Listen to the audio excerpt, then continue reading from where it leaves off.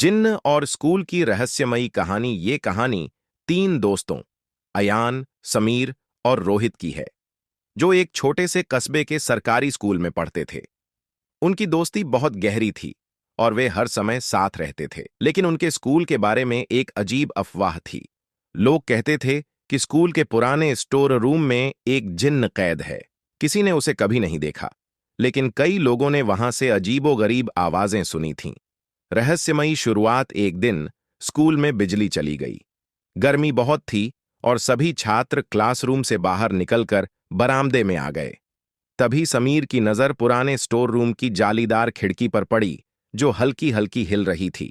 उसने बाकी दोस्तों को दिखाया और तीनों धीरे धीरे वहां पहुंचे। रोहित ने फुसफुसाकर कहा, क्या ये सच में जिन्न है? अयान बोला, मुझे तो यकीन नहीं होता, लेकिन आज रात चुपके से यहां आकर देखते हैं। समीर ने पहले मना किया, लेकिन फिर डरते डरते राजी हो गया। रात का मिशन रात को तीनों अपने अपने घरों से बाहर निकले और स्कूल की तरफ चल पड़े। स्कूल की बाउंड्री पार करके अंदर घुसे और धीरे धीरे स्टोर रूम के पास पहुंचे। वहां एक अजीब सन्नाटा था। अयान ने टॉर्च जलाने की कोशिश की, लेकिन उसकी बैटरी खत्म हो गई। अचानक स्टोर रूम के अंदर से एक गहरी सांस लेने की आवाज आई। तीनों घबरा गए। समीर ने हिम्मत करके दरवाजे को हल्के से धक्का दिया और दरवाजा खुल गया। अंदर अंधेरा था, लेकिन हल्की लाल रोशनी दिख रही थी। रोहित ने कहा, यह कैसी रोशनी है? जिन्न का प्रकट होना। जैसे ही वे अंदर गए, हवा अचानक ठंडी हो गई। दीवारों पर अजीब सी आकृतियां उभरने लगीं। तभी एक गहरी आवाज गूंजी, कौन हो तुम लोग? तीनों के रोंगटे खड़े हो गए। उनके सामने एक लंबा काले धुएं से बना जिन्न खड़ा था। उसकी लाल चमकती आंखें थीं और वह हवा में तैर रहा था। जिन्न की कहानी। जिन्न ने बताया कि वह सैकड़ों सालों से इस कमरे में कैद है। उसे एक तांत्रिक ने यहां बांध दिया था और वह तभी आजाद हो सकता था जब कोई उसे दिल से पुकारे। अयान ने हिम्मत जुटाकर पूछा, अगर हम तुम्हें आजाद कर दें तो क्या तुम हमें कोई नुकसान पहुंचाओगे? जिन्न हंसा और बोला, अगर तुम मुझे छोड़ दोगे तो मैं तुम्हारी एक इच्छा पूरी कर सकता हूं, लेकिन अगर तुमने धोखा दिया तो तुम्हें इसकी कीमत चुकानी होगी। मुसीबत की शुरुआत। तीनों दोस्तों ने आपस में सलाह की। समीर ने कहा, हमें इसे छोड़ना नहीं चाहिए, कहीं यह खतरनाक ना हो। लेकिन रोहित और अयान का मन ललचाया हुआ था। वे कुछ मांगना चाहते थे। आखिरकार अयान ने जमीन पर बनी रहस्यमयी रेखा को मिटा दिया, जिससे जिन्न कैद था। जैसे ही वह आजाद हुआ, उसने एक डरावनी हंसी हंसी। अब मेरी बारी, जिन्न गरजा। अचानक पूरा कमरा हिलने लगा। जिन्न का आकार और बड़ा हो गया और उसने कहा, तुमने गलती कर दी। अब मैं पूरे स्कूल को अपने काले जादू से ढक दूंगा।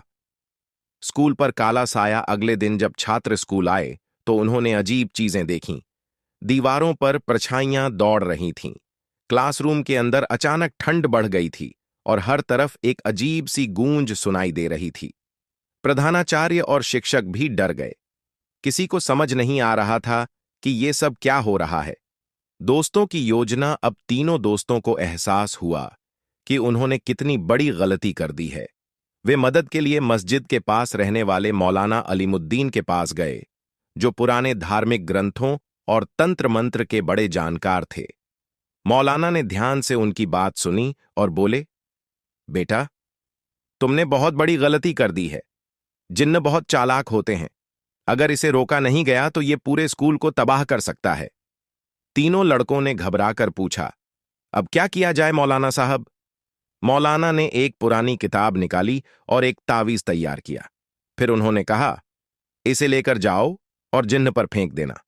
जैसे ही वो कमजोर होगा, तुरंत उसे वापस उसी कमरे में कैद करके ये आयतें पढ़नी होंगी। अंतिम लड़ाई। तीनों दोस्त रात में फिर से स्कूल पहुंचे। इस बार उनके पास मौलाना का दिया हुआ तावीज था। जैसे ही वे स्टोर रूम के पास पहुंचे, जिन्न वहां पहले से ही उनका इंतजार कर रहा था। उसने गरजते हुए कहा, अब तुम मुझे रोक नहीं सकते। लेकिन अयान ने हिम्मत करके तावीज उसकी तरफ उछाल दिया। तावीज जिन्न के शरीर से टकराया और वो दर्द से चीखने लगा। समीर ने तुरंत वो आयतें पढ़नी शुरू कर दीं जो मौलाना ने सिखाई थीं। जिन्न तड़पने लगा और धीरे धीरे उसकी ताकत कम होने लगी। रोहित ने जल्दी से दरवाजे पर पुराने निशान दोबारा बना दिए, जिससे जिन्न फिर से उसी कमरे में कैद हो गया। उसकी लाल आंखें बुझ गईं और कमरा एकदम शांत हो गया। सबक और अंत अगली सुबह सब कुछ सामान्य हो गया। स्कूल में फिर से शांति थी। तीनों दोस्तों ने मौलाना साहब का शुक्रिया अदा किया और कसम खाई कि वे अब कोई भी रहस्यमयी चीज के साथ छेड़छाड़ नहीं करेंगे। इस घटना के बाद स्टोर रूम को हमेशा के लिए सील कर दिया गया। इससे हमें यह सीख मिलती है, कभी भी लालच में आकर अनजान ताकतों से छेड़छाड़ नहीं करनी चाहिए, क्योंकि हर रहस्य को उजागर करना जरूरी नहीं होता।